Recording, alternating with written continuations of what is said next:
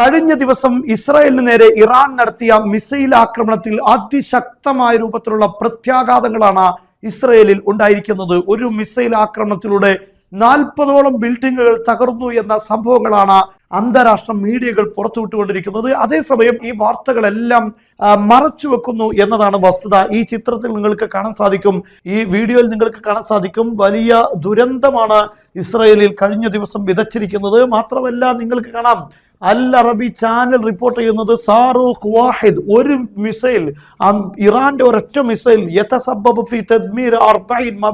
40 കെട്ടിടങ്ങളാണ് തകർന്നിരിക്കുന്നത് എന്നാണ്. 200ഓളം ആളുകളെ അവിടുന്ന് ഇപ്പോൾ മാറ്റിപ്പാർപ്പിച്ചുകൊണ്ടിരിക്കുന്നു എന്ന വാർത്ത വരുന്നു. യഥാർത്ഥത്തിൽ ഇറാന്റെ മിസൈലുകൾ വരുന്ന സാഹചര്യത്തിൽ സൈറൻ മുഴങ്ങിയതുകൊണ്ട് ഷെൽട്ടറുകളിലേക്ക് ആളുകൾ ഒളിച്ചിട്ടില്ല എങ്കിൽ ഇസ്രായേലിൽ എന്തായിരിക്കും സംഭവിക്കുക എന്നതാണ് നമ്മൾ ചിന്തിക്കേണ്ടത്. ഇറാൻ ഇന്ന് പറഞ്ഞിട്ടുള്ളത് കഴിഞ്ഞ ദിവസം ഇസ്രായേലിന് ഏറ്റിട്ടുള്ള പ്രഹരം ചെറുതൊന്നുമല്ല എന്ന് ഞങ്ങൾക്കറിയാം.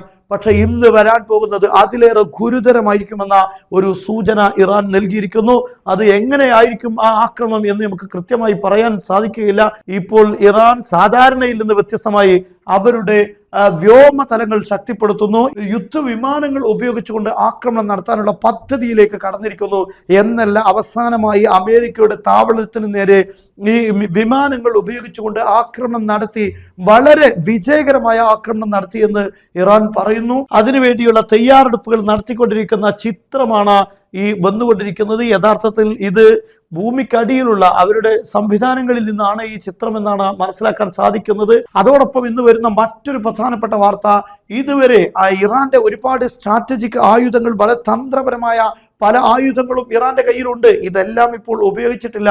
ഇപ്പോൾ ആദ്യമായി ഇന്ന് ഇസ്രായേലിന് നേരെ ആക്രമണത്തിൽ അവരുടെ ഹൈപ്പർസോണിക് മിസൈൽ ഫതഹ് 2 എന്നറിയപ്പെടുന്ന മിസൈൽ ഉപയോഗിച്ചു എന്ന വാർത്ത വരുന്നു.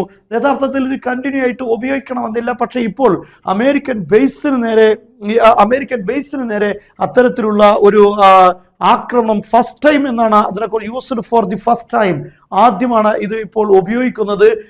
ആൻഡ് ടാർഗറ്റഡ് US ബേസിന് നേരെയാണ് ഈ ആക്രമണം ഉണ്ടായിരിക്കുന്നത്. ഇനി നിങ്ങൾക്കിവിടെ കാണാൻ സാധിക്കും, ഇത് കുവൈത്തിൽ ഉള്ള അമേരിക്കയുടെ ബേസിന് നേരെ നടന്ന ആക്രമണമാണ്. ഇതിന്റെ സാറ്റലൈറ്റ് ചിത്രങ്ങൾ എന്താണ് നമുക്ക് പറഞ്ഞു തരുന്നത്. ഇതാ മിസൈൽ ഹിറ്റ് ചെയ്ത അടയാളങ്ങൾ ഇവിടെ കാണുന്നു. ഇവിടെ മിസൈൽ ഹിറ്റ് ചെയ്ത് പുക ഉയരുന്നത് കാണാൻ സാധിക്കും. ഇവിടെ നിന്നും പുക ഉയരുന്ന ചിത്രം നമുക്ക് കാണാൻ സാധിക്കും. അതുപോലെ ഇവിടെയും അതിന് സമാനമായ ഒരു സംഭവം നടന്നിട്ടുണ്ട് എന്നാണ് തോന്നുന്നത്. പക്ഷെ എത്ര കൃത്യമായിട്ടാണ് ഈ ആക്രമണം എന്നതാണ് നമ്മൾ ശ്രദ്ധിക്കേണ്ടത്. ഈ ബേസിനകത്ത് ഇത്രയും കൃത്യമായി ഇറാന്റെ മിസൈലുകൾ ആക്രമിക്കുന്നു എങ്കിൽ എവിടെയും ലക്ഷ്യം തെറ്റാതെ തന്നെയാണ് ഇപ്പോൾ ഇറാൻ ആക്രമണം നടത്തിക്കൊണ്ടിരിക്കുന്നത് എന്ന കാര്യം വ്യക്തമാണ്. ഇത് കുവൈത്തിലുള്ള അമേരിക്കയുടെ ബേസാണ്.